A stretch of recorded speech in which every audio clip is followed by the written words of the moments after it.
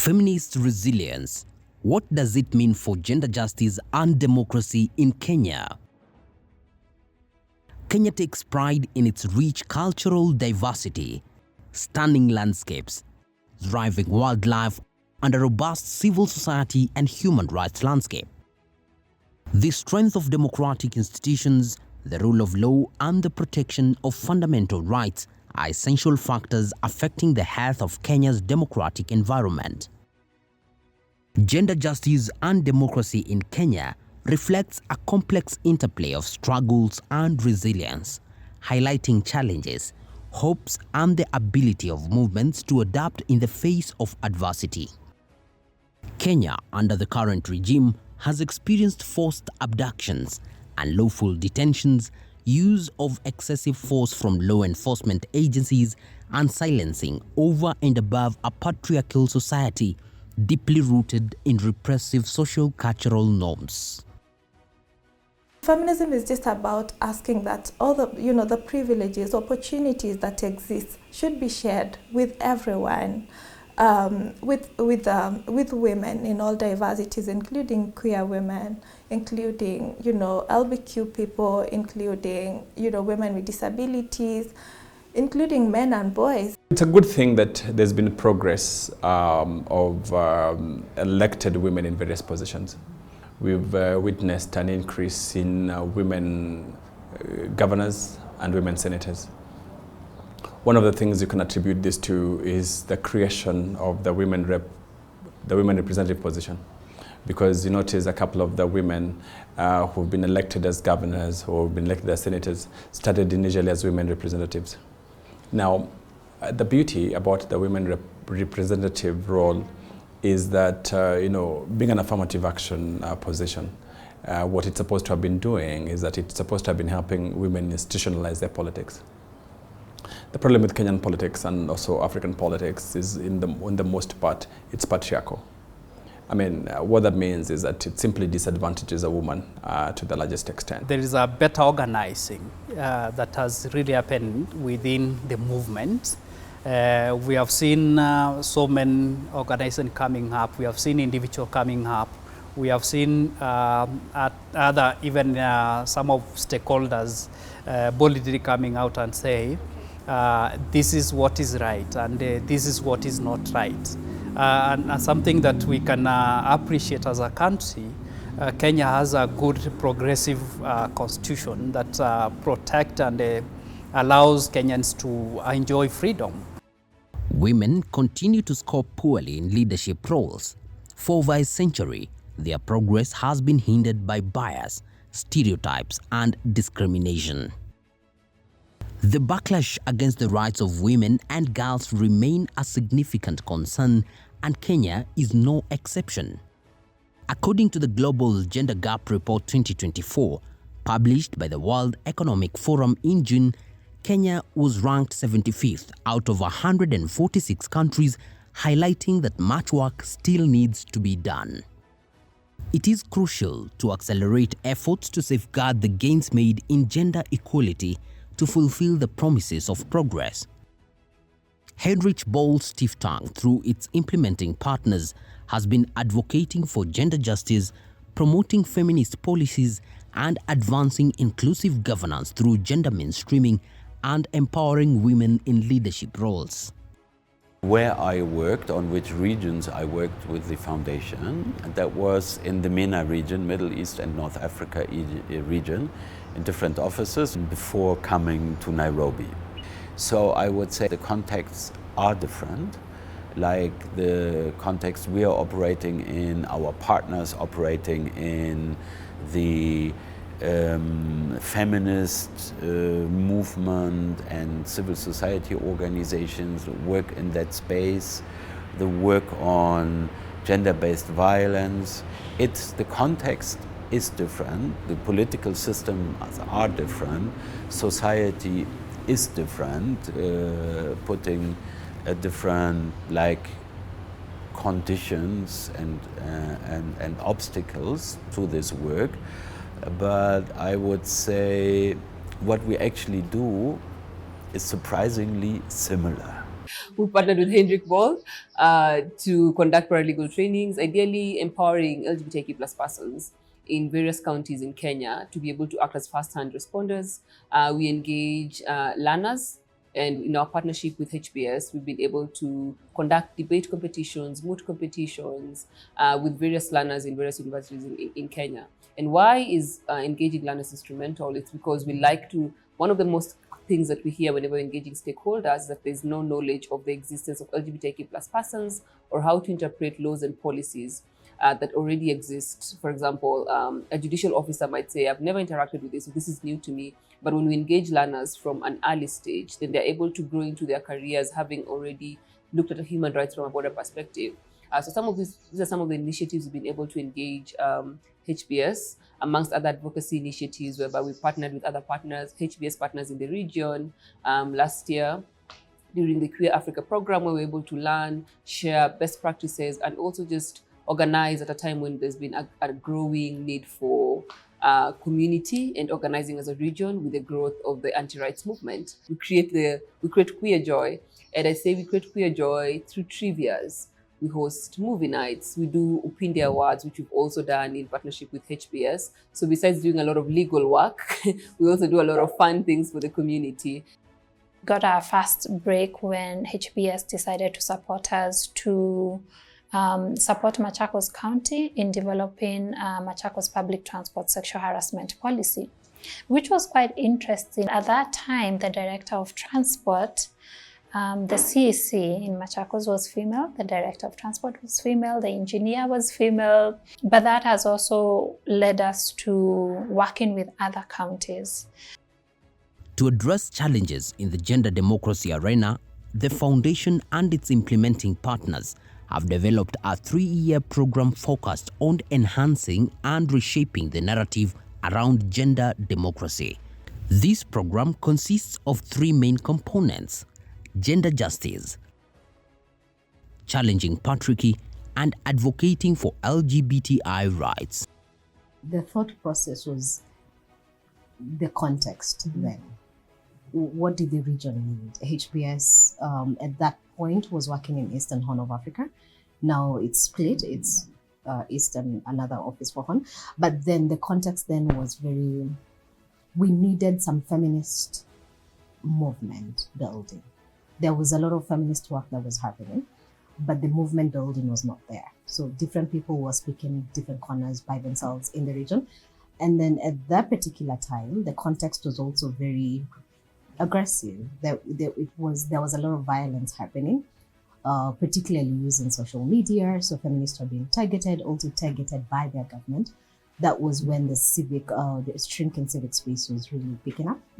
So what I thought and what I wanted at that point was to not kill the feminist work, to be able to carry that by building a movement that they can amplify each other, but still also be protected.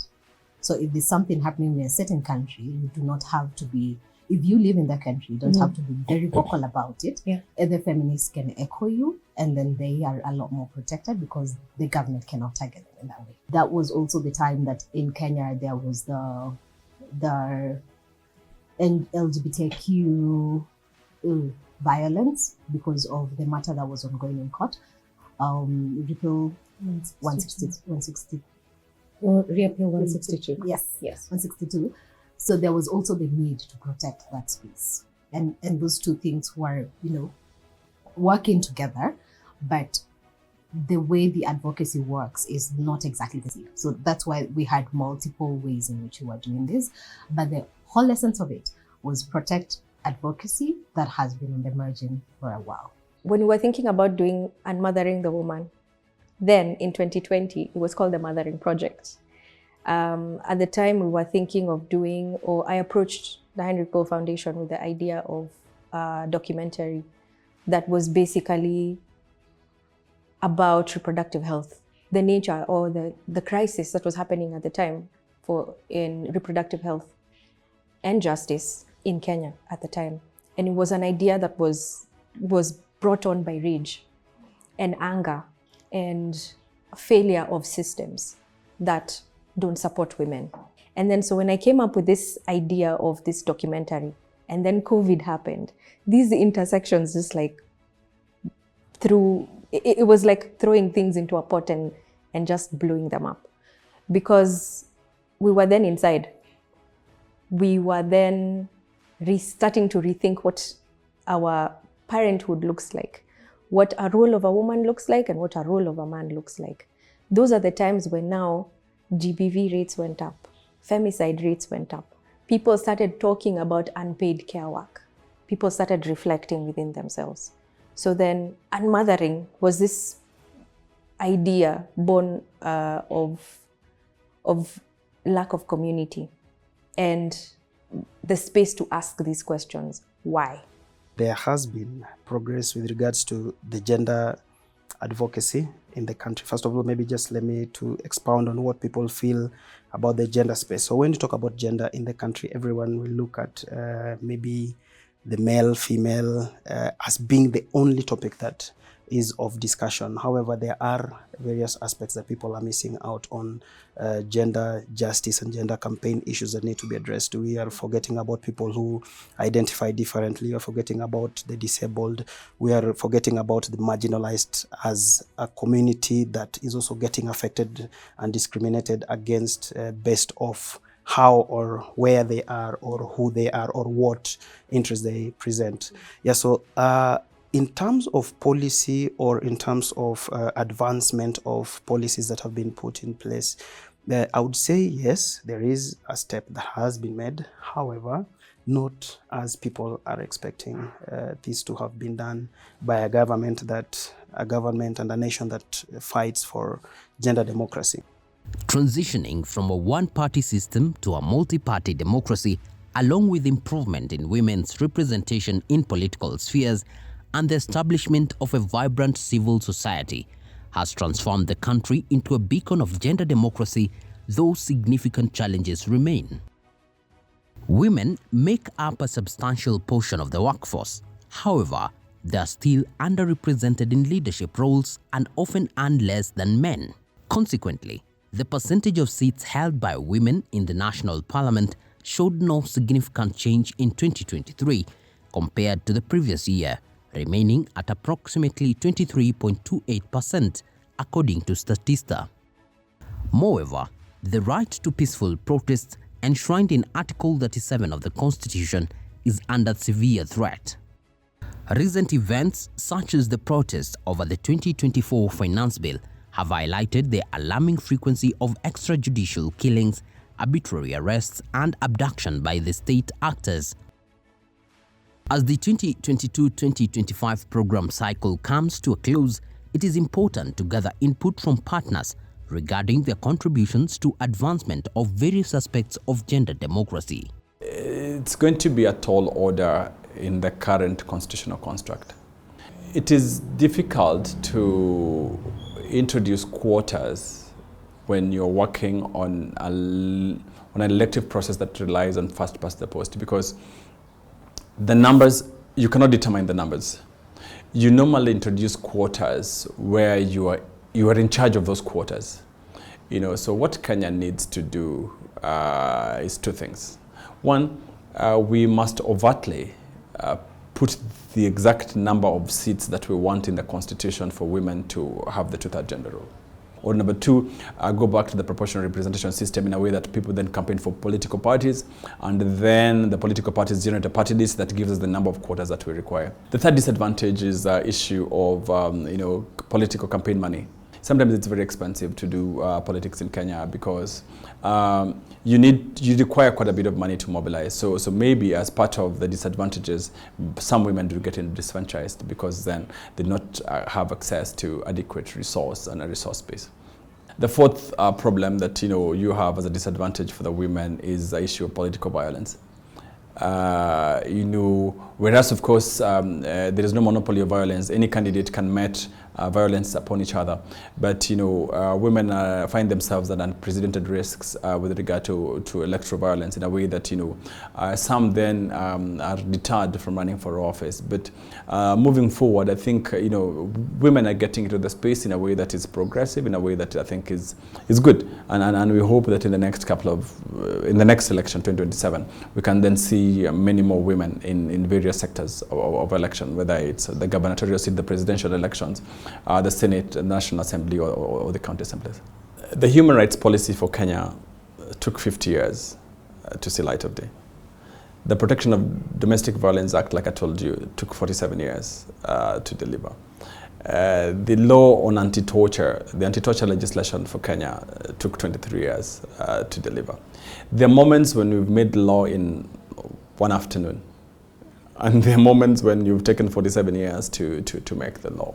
Legislation that are pro-rights, government will seldom pass those legislations. Like I told you, the anti-torture legislation, the Coroner's Act, the Protection Against Domestic Violence Act were not government legislations. You see, ordinarily, the government needs to be saying, when you go for peer reviews of governments, the UPR process, now it requires a good legislator to marry the UPR process with the circumstances in the country. So it's an interesting balance that you must get someone who understands and champions. I have been in the 2/3 movement since we started it in 2014, 2013, 2012. That's how long this conversation has been. Yeah. When we were initially going to court in Kenya for 2/3, I was still in the space. We were still doing the same things. We were hosting meetings. We were having these meetings with parliamentarians, dining them to try and see whether we can change mind. We were doing those things. Now, in 2025, we are still talking about 2/3.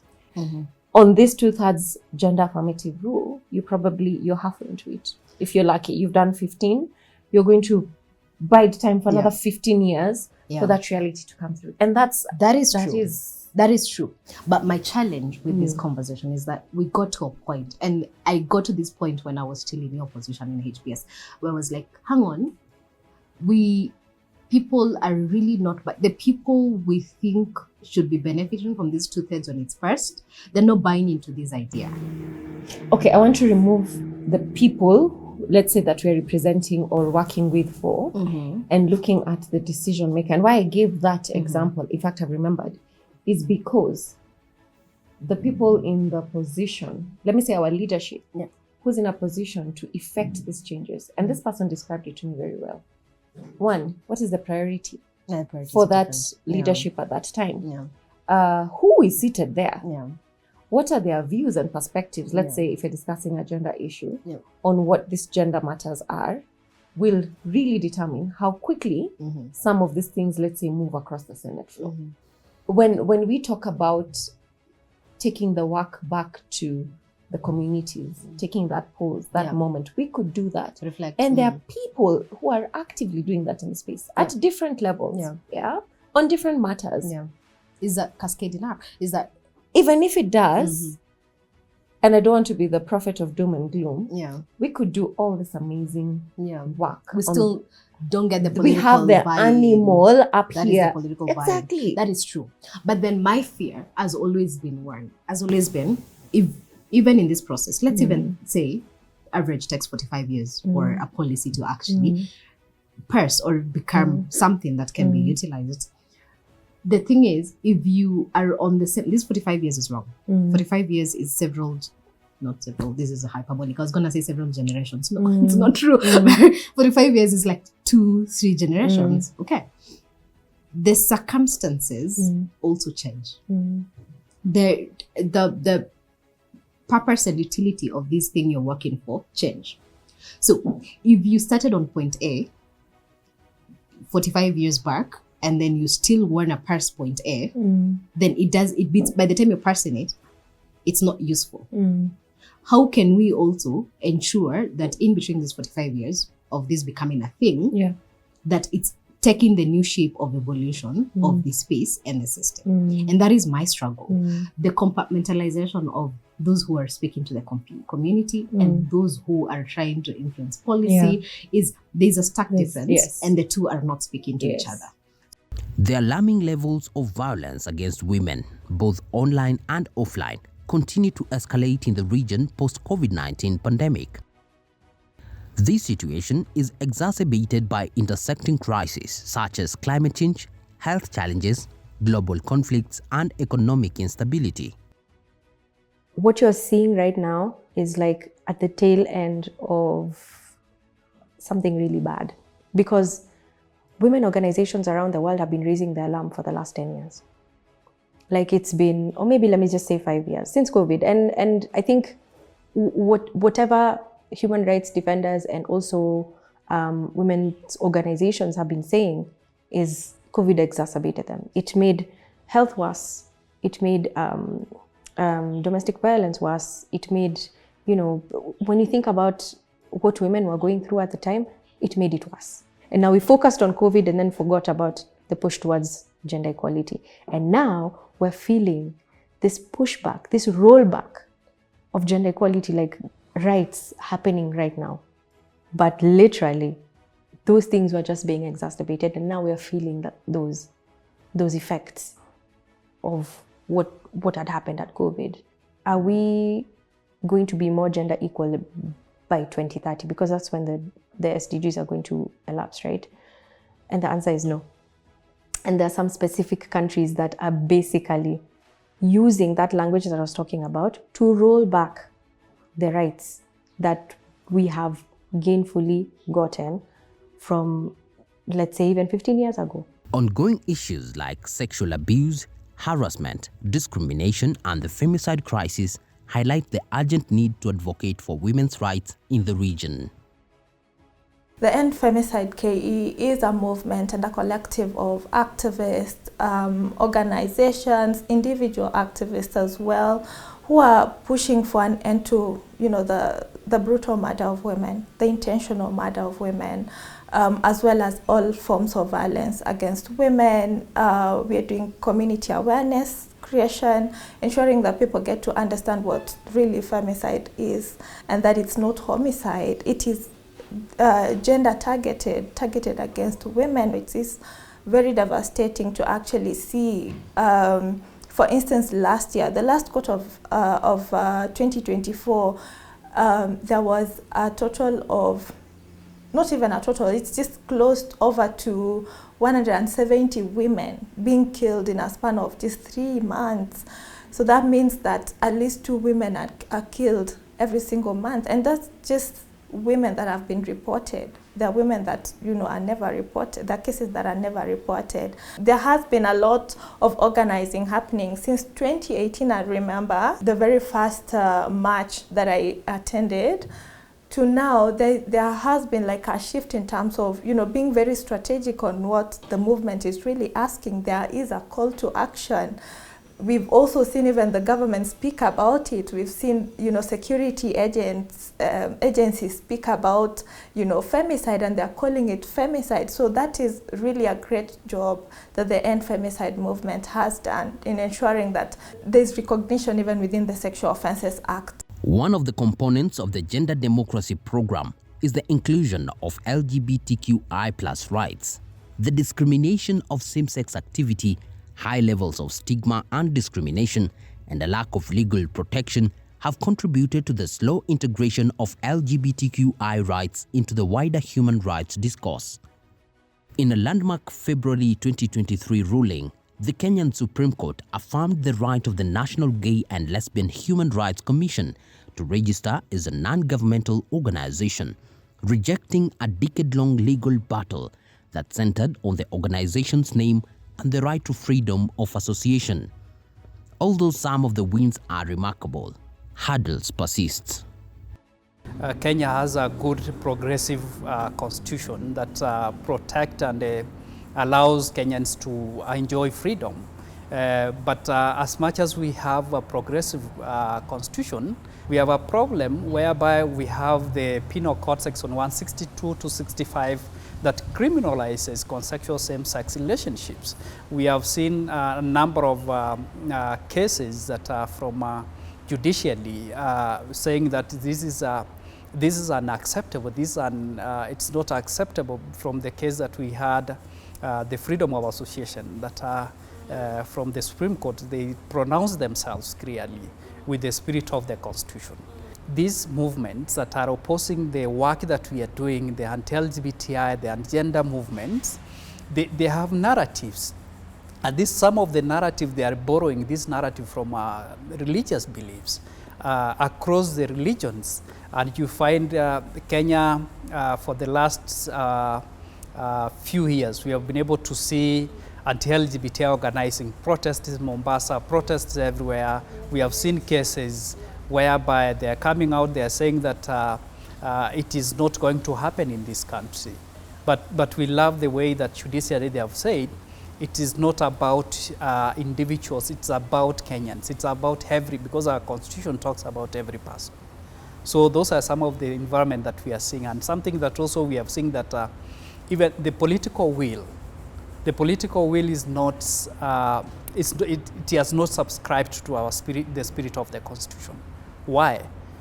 When the Supreme Court gave the ruling, we saw the misinformation, the disinformation that was coming out from our political class, from our top leadership, from our legislators, from the media, that were saying that the same-sex relationships in Kenya is now legal, and it was not about the same. The case was not about that one. The case was about freedom of association.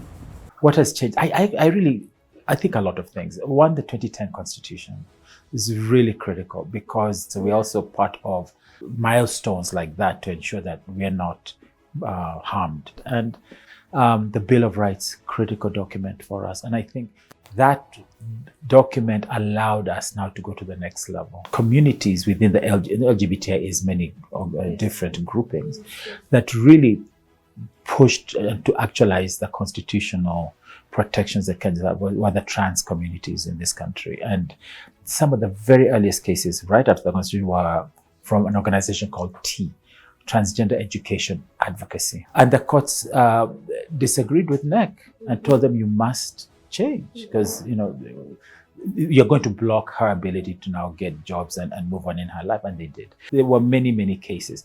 And I think after that we saw Nigohak is the one to then go to court. People realized at that point that, wait a minute, we have a constitution that protects us as Kenyans, and we need to now actualize our very lives. And that has been very successful. When you ask me what's the difference between then and now.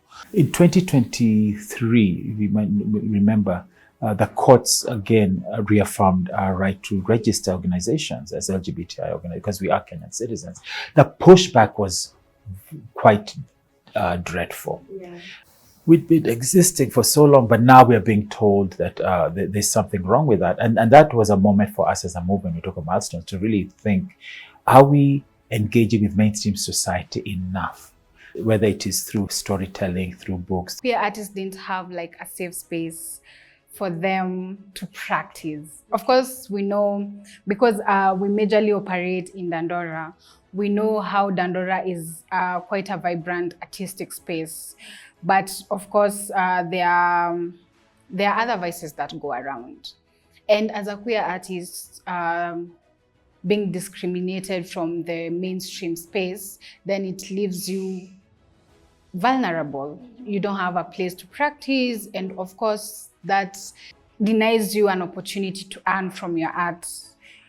So Mirror Arts was born out of that need to create a space for queer artists to tell our stories in their most authentic form, create a space for queer artists to grow their art, their gift, and also to earn from their gifts. However, the geopolitical machinations along with global events continue to undermine the gains made in the realm of gender democracy. The crimes against humanity that are happening in Palestine, that are happening in Congo, where we're seeing women being raped amidst war, where we're seeing, the children, men, boys, just, the suffering, and all this is actually also connected to, the global politics. also, you know, the war in Ukraine as well.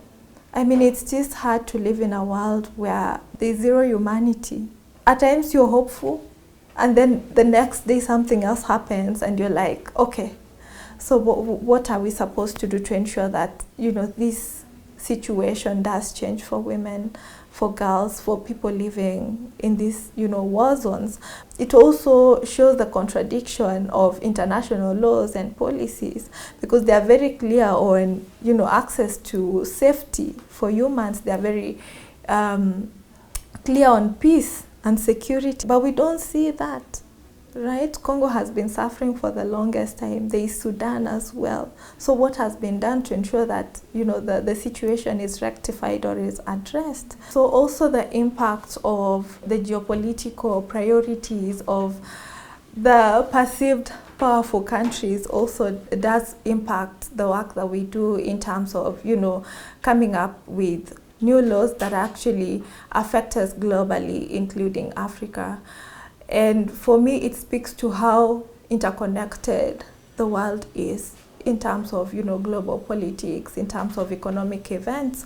For instance, you know, the reinstating of the US government, reinstating the global gag rule, which, you know, poses a threat to sexual and reproductive health and work. We know Kenya has really struggled a lot when it comes to comprehensive sexuality education with, you know, the anti-rights movements, which seeks to bring us back, you know, steps back from the progress that we've made in terms of the work that we've done. We have been in spaces and even given solidarity in person, virtually, to all the countries that have been facing oppression.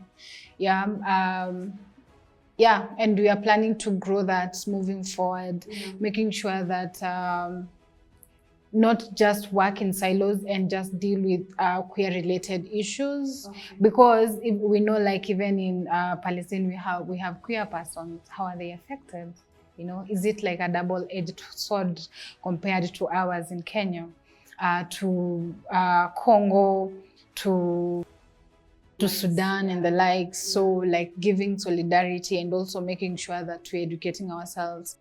The progressive efforts towards gender democracy are encountering challenges due to the recent actions from foreign governments and development agencies, most recently the withdrawal of USAID and other agencies which are either reconstructing their funding scope or ceasing support in critical sectors such as health. This situation has reignited conversations around donor dependency, restricted funding, sustainability strategies, among others. The shift has been dramatic. I can't explain it in any other way. It is, and it's as dramatic as Mr. Trump signing hundreds of executive orders, literally changing the face of the US as we know it. Like even Americans don't even know what's going on. And it feels, unfortunately, that this is about resources than it is about the issues. And this is not new. Historically, they are forces. They need something, they will create the chaos that they need. At this particular point in time, a lot of these bilaterals and other international funding mechanisms, organizations, foundations, it's short and sweet. We will not, at this particular point in time, stop depending on donor funding at this particular point in time. But it is a wake-up call. Do you understand? It's a wake-up call for us to understand that, what if it's not there? What if it's just completely shut down, just like what USA did? And if other organizations decided to do that, maybe next 5 years, maybe gender funding would be completely cut off. Because if we are cleverly saying that we're using language so that we can stop funding specific things, then we might as well say we're going to stop funding you, right? So it is a wake-up call. And the donors funding space is literally shrinking. A lot of organizations, even before this huge work stop order for USAID started or happened, had already started closing down. And women's funds are the ones that have been literally core and restricted, or providing core and restricted funding longer term sustainable funding for organizations such as ours to exist. And so when this wake-up call is for us to realize, and then what? What do we do? Do we stop working? Do we stop doing what we need to do? Or do we find alternative funding models? We and the partners we work in become vulnerable to geopolitical disruptions, I could say, or changes of policies and politics in different parts of the world that in our globalized societies will create immediate effect, right? So, most recently, the cut of funding through the US or the suspension of USAID, I think is one of these disruptions you're alluding to. So, of course, I think that has a huge effect on what we do on one hand, meaning that a lot of funding is gone. A lot of funding in spaces where we worked is gone. So some of our partners lose funding. It will be difficult for them to find other sources or to continue the work they used to do. I do also think that there will be ripple effects, that funding maybe that came to us goes to other sources, or to our partners goes to other sources. So this is something we cannot even assess now. We need to wait how it develops. On the other hand, it also shows the level of dependency there is. Kenyan health system, like we can say 1/3 of jobs were paid or were funded by the international/US sources, which is, if you think about it, how a system can dependent to such an extent raises questions. However, not all is lost. Amidst these ongoing funding cuts, several organizations in the gender democracy sector are finding ways to adapt and continue advancing the work around the rights of minority groups, offering hope for sustaining the important work in gender democracy. If you look at the impact of the funding freeze, it's hefty on a lot of organizations. There've been conversations about misappropriation of funds, etc. But then, what is the impact? For example, we've seen organizations close down. We've seen access to services being cut. That people are not able to access their medication anymore. We've seen a lot of people being laid off. So, what does that say about the economic empowerment of people in the country as a whole? In as much there is a defunding, or there is the aspect of like now we are stopping the funding, how about they come up with a sustainability program where they come tell the organization, yes, we will stop funding you in like 5-6 years from now. It's a phase out that also helps you to build, maybe if it in terms of also supporting organizations, individuals, lobby groups and everything with funds to be able to move into this phase with some funding, so that as they exit, then the organizations are left rolling, then it will really be of impact. We are turning towards organic or using the buckets that we have first internally. Okay. For example, like having our artists creating art and selling it. Okay. So since most of our activities are based on performance art, but now creating type of art that we can sell, and then it can sustain the artist, and also it can sustain us as an organization. Us to be able to build alternative funding models and structures, then our government systems need to work, so that we are supporting where there's like lack or there's a gap in the systems that are already working, that the government is providing for us. How does the government need to come in to intervene immediately? Intervening by putting resources, intervening by ensuring that they are creating what we call the philanthropy hub for the country, for even requesting the private sectors to come in and support the work that needs to be done that was affected by these funding cuts. If there was any part of the world or any continent that does not require US support, it's Africa. Where is the problem? The problem is in accessing the capital that we require to harness, to extract this resource. But that capital also exists. The capital exists in Africa. It's only that the few leaders we have take it to the Cayman Islands. They want to build a villa in Dubai. They're taking it to have a holiday hotel in Maldives. So it's a leadership problem it's a leadership problem for Africa and for Kenya. When you talk about the fight for human rights, for equality and non-discrimination, it's a collective fight, and all of us have a role to play in it. And let's take up space, speak up, and continue to champion for the causes that we truly believe should be championed for.